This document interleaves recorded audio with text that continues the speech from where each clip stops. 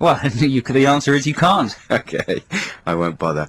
But yeah, Tom and Barbara, they came as from The Good Life. I thought that was good. My favourite was Paul Putner. Paul Putner is someone who turns up in Little Britain a lot. He's kind of the other guy in Little Britain. Yeah. He's a very funny guy. And he came as just a map of the UK.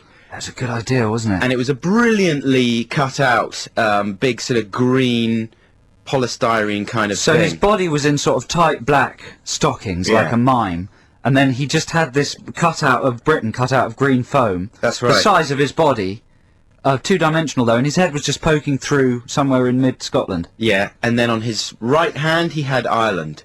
Right. And his face was he'd painted it all green, and it couldn't have been comfortable. Wow. It was one of those costumes you get there, and you know that he would have been regretting it like within 4 minutes, because he's stuck there as Britain for the rest of the night.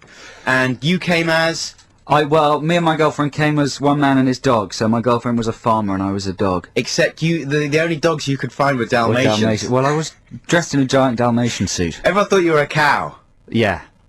But That's all right. You know, I regard it as a success if I don't get chucked out. Yeah. Or No, laughed man, you at. look good. And Annabelle looked fantastic with nice moustache. Yeah, it was nice to kiss a woman with a moustache. Oh, and It was big strangely sideys. sexy. And big sideys. Maybe I should just go out with a big biker man.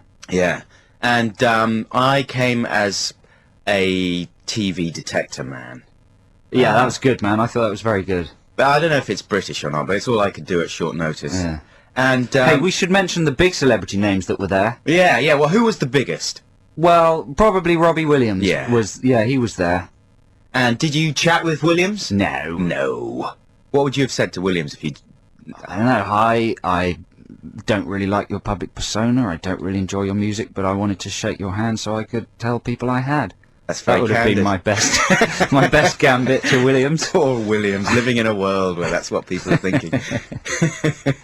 And who was top celebrity number 2, would you say? I'd say Pet Shop Boys would come in at number 2. I didn't even know they were there. Yes, they were there. Silly sausage. I've been a silly sausage. It's a new Pet Shop Boys song I'm working on. Silly sausage. I've been a silly sausage. I wish we could play that now. Silly sausage. Such a silly sausage. Oh, that could be a Pet Shop Boys album, couldn't it? Silly sausage. Yeah. I wish I'd gone up to Neil Tennant and just said, silly sausage. I wish he'd phone in. I wish he doesn't listen to this show. I interviewed him, well, I told you this, when we did Glastonbury. Yeah. And I interviewed him with Theakston. And he just looked straight through me at Theakston. That's We're 'cause- not famous enough to even appear on his radar. Well, Tennant. especially if you went up to him and sang Silly Sausage, I would I imagine. haven't done that yet. I know, but he can tell. Silly sausage. I've been a silly sausage.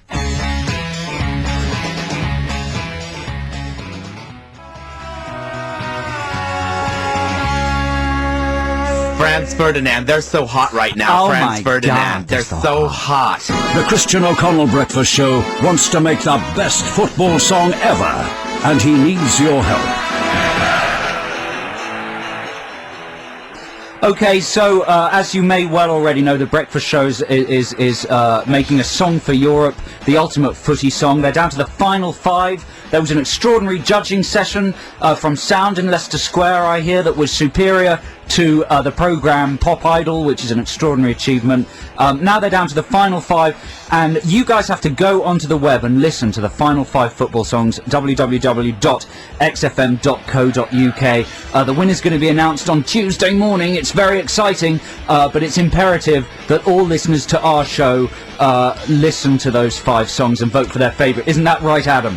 Yes, there's been an incredible response. Over, did you say this already? Over 16 million. 16 million. No, I mean, less than 16 million. less than 5, more than 5, less than 16 million Yeah. people have entered this competition. 150 entries, Adam. Would you say the general standard is high, Brian, our producer? Yeah, but you know what? It's probably higher than our rock and rap. Apparently this whole thing's putting our show to shame. Yeah, Christian O'Connell, he's got a slightly higher standard of entry from his listeners. We will be putting our rock and rap section to bed this week. Yeah, hey, let's stay on message. Okay, sorry, is there more to say football-wise? No, apart from go and listen to them and vote for your favourite. Yeah, and don't forget Yeah. you can, of course, find our rock and raps as well on the website. Not anymore, have you taken them off? Just, fade out this music bed, because frankly it's frightening me. Yeah. It reminds me of sport.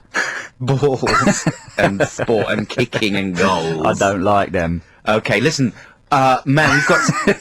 Well, we did it. Brian's looking depressed. He's looking all depressed. Oh, come we on. did it all right, didn't we? We talked about the I balls thought we and the did sport. a very good job of and the football. promoting XFM's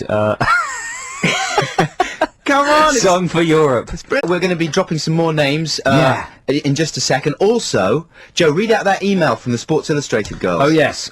Phil, Adam. Oh, Phil, it's a bloke. No. Fill the dead space while I Oh, I pull it see. out. I thought you meant Phil was... Okay, you did the it. girl Well done, from you Sports did Illustrated. it. We've got this email, okay? You can email us, adamandjoe@xfm.co.uk, or you can text us on 83936. But we've already had an email. We've already had many emails, but this is from the Sports Illustrated swimsuit girls. They say, "Morning, Adam and Joe. There will be a special delivery for you arriving shortly from the girls at Sports Illustrated. Hope you like! Exclamation mark. Let us know when you receive it. We're working hard on Saturday organising the party for the launch of the swimsuit issue next week." Oh, that's depressing, isn't it? We thought maybe... We thought this was that they were going to turn up. Yeah. And it says, love from Becky, Emma and Naomi, a.k.a. the Sports Illustrated girls. P.S. You rock! So that sounds like a sort We of come on. assumed chicks in bikinis were going to turn up, but now Brian, our producer's just dumped a plastic bag. What's in it, man? I don't know, it says Nokia on the front, and I've got it. So if there's a mobile phone, it's mine. Oh, this is exciting. Play a record while we open the package. Okay, we'll tell you what's in our Sports Illustrated package after this. Oh, this is amazing.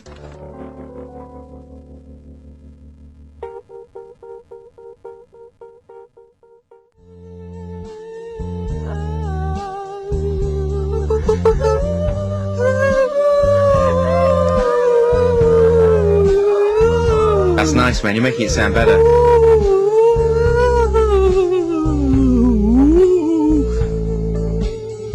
There you go. That's I don't like it when DJs do that kind of thing, actually. sing over stuff in an annoying way. Especially if you're a fan of It's Muse. the kind of thing that Jono would do with his friend. Exactly. What's Have you her name? seen have you seen their advert on Yeah. telly? Why can't we get an Jono and advert like Harriet. that? Is that- Jono and Harriet on a rival radio station, Heart FM, have got an advert on TV, listener, that sets out to portray them as wacky.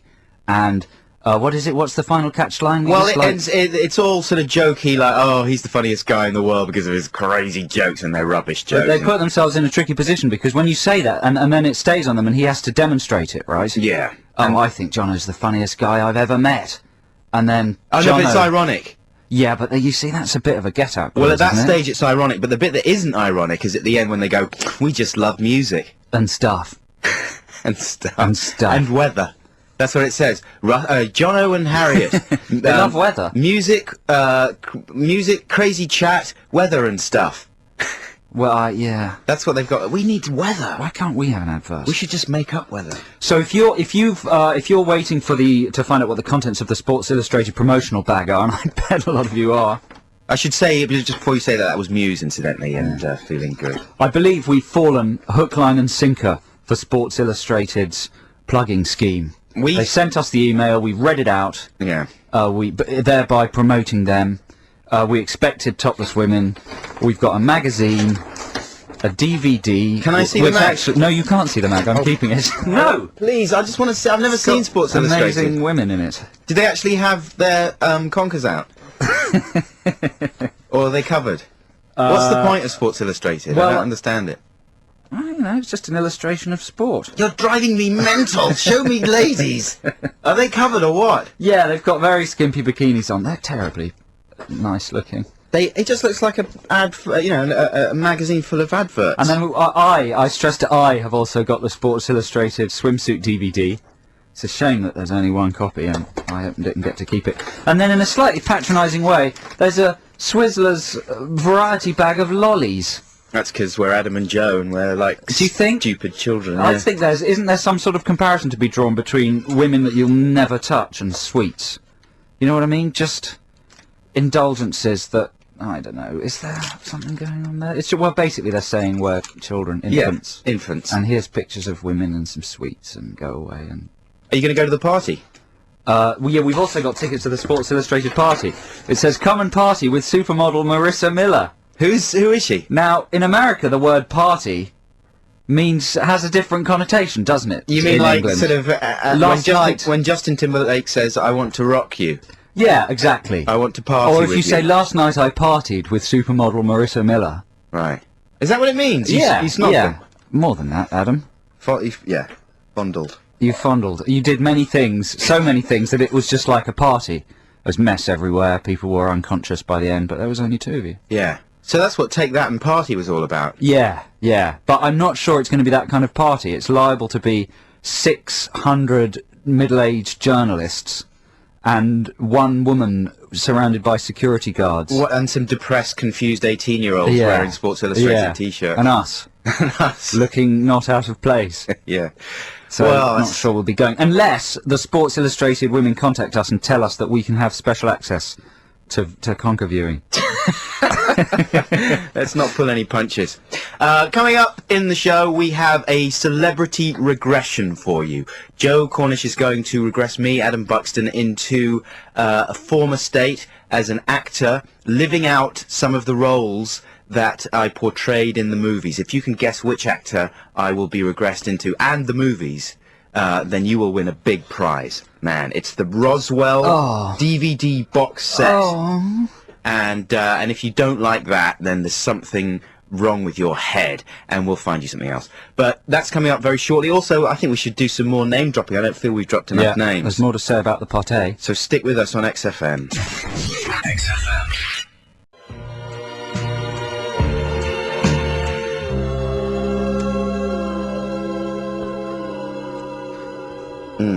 That's a cover of Lay Lady Lay by Magnet, featuring Gemma Hayes. Is that correct? Yeah, thanks for letting us know that. Yeah, I'm on top of it. So, we're talking about the party we went to last night in a unashamedly name-dropping manner. We went to Matt Lucas's 30th birthday party. It was a costume party. The theme was British icons. And I left about 1 a.m. Yeah. And as I left, I passed Adam on the stairs, dressed as a TV detector man. That was his costume. And he was talking to a lady dressed as a wren, Yes, like right? A as female in- flight officer. That's right, from During the war. During the war. And this lady turned to me. I said, "Oh, that's nice. Yeah, he could do with a bit of chatting up." And bye. I just thought it was a random woman. Who did it turn out to be? But Sporty Spice, aka Melanie it C. was Melanie C, and I didn't recognise her at all. You know what? I didn't recognise her instantly either, because she'd done quite a good costume job, and it really suited her being a wren. Yeah, yeah, She looked quite saucy. yeah. And she came up to me. She's very diminutive, even smaller than I am, I think. No, surely not. Yeah, she's like a freak. You're extraordinarily short. I know. So you know, she came up and she said hello, and she said, "I always fancied you." Ooh. And then she proceeded to be nice about the Adam and Joe show and stuff like that. And I wasn't sure who she was, so you know, I was just sort of smiling in a patronising way and saying thanks very much. And I said, "What's your name?" And she looked at me like, No. And she You went, said, "What's your name?" "Yeah." And One of the she most said- famous women in the world. And she goes, "It's," and she goes, "Right, it's Melanie C." Like, "Nah." But then, to her credit, she said afterwards, "Sorry, I said that in a really horrible way, didn't I? I mean, you don't automatically have to know who I am." Ah. But of course, I did know who she was once she said that. All the bits fell into place. And then I sort of started thinking, wow, you were in the Spice Girls. They were very famous, weren't they? And that's what I said. What, you just said that? She was really impressed by that. No, I didn't say that. I played it fairly cool. And but I had a very, very nice conversation with her. She turned out to be really exceptionally nice and well-adjusted and not kind of the nut bucket that I expected she might be from seeing pictures of her in Heat, like being, I don't know, just, they always get horrible pictures of her. And yeah. So how did you end it? How did I end it? Well, With I a tell you what, snog? it was ended by just a load of people coming up and grabbing her. Do you know what I mean? I didn't have very long. Just some random guy sort of steamed in and went, "Oh yeah, how you doing? Yeah, I just wanted to say that this and that and that." And To that." you? No, to her. Oh. And then I was sidelined. I was out of the picture. But then she came and she said goodbye briefly at the end, so it was all very nice. I hope I bump into Melanie C again. Wow. And Have you got any of her records? well, I've got obviously her Spice Girls records. Actually, do I? Haven't got any of her solo work. No, do you know what? I don't have any of her work, not even Spice Girls. But for what it's worth, she was my second favourite after Scary. Wow. And that's absolutely true. That's from the heart. Wow, how lovely for her. Yeah, it's pretty nice. Okay, after this, we've got Celebrity Regression Therapy coming up.